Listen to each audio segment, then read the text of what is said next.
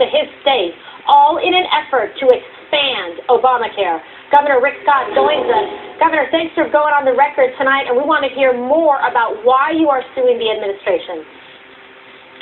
Kimberly, it's outrageous. The federal government started a program in our state in 2006. It's called the Low-Income Pool. It's for low-income families. Now what they're saying is they're not going to keep that program going unless the state expands Obamacare. So this That sounds like extortion. It's horrible. Oh, absolutely. First off, you think about the families in our state that are relying on this.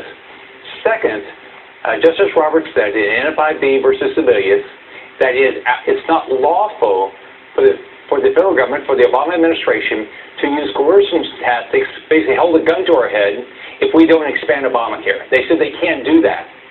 So, and by the way, they're not cutting our federal taxes in doing this. They're not saying, oh, we'll cut your federal taxes because we're going to cut out your program. They're not doing that. So our taxpayers are still paying for a federal government, right? But they're going to cut out a program and then try to hold a gun to our head. All right, so when are you going to file this lawsuit? We're working with our Attorney General, Pam Bondi. We have a great Attorney General in our state. Yes, that's my friend. We're working with them to make sure, yeah, she's a good friend of yours. And we're working with her to do this in the right manner. But I'm going to stand up for every citizen in our state. One, the citizens that have a program that they're relying on, those that can't afford their own health care, that's one.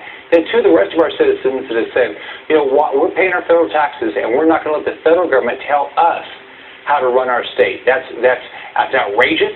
It's not what the Supreme Court allows, and so we're going to stand up for all 20 million people in our state. Well, I think, with Pam Bondi filing this and you on top of it, this is a really compelling issue. There are serious constitutional implications. As a former prosecutor myself, seems that you are on some serious, strong ground with precedent, with the comments from the Chief Justice that this should not be allowed, and it should be precedent-setting for other states if they are compelled in this way, forced against their will, to expand and feed the behemoth that has become Obamacare.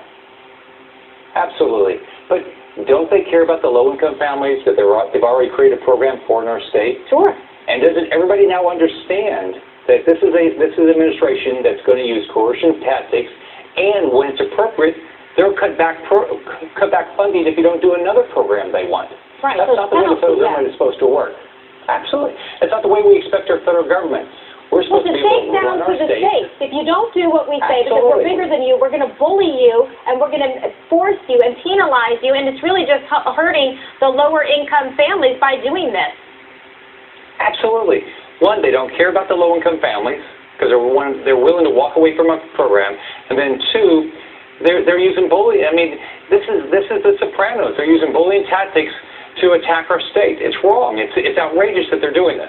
Well, you're standing up for all the Floridians, so I think that's fantastic. And, this is so important that we get the message out there and that we learn about these issues because it's going to be facing the other states as well. Governor, such a pleasure. Thank you for coming on here tonight. Socialism at work. Kimberly. Have a great evening. You as well. Coming up, a Republican Senator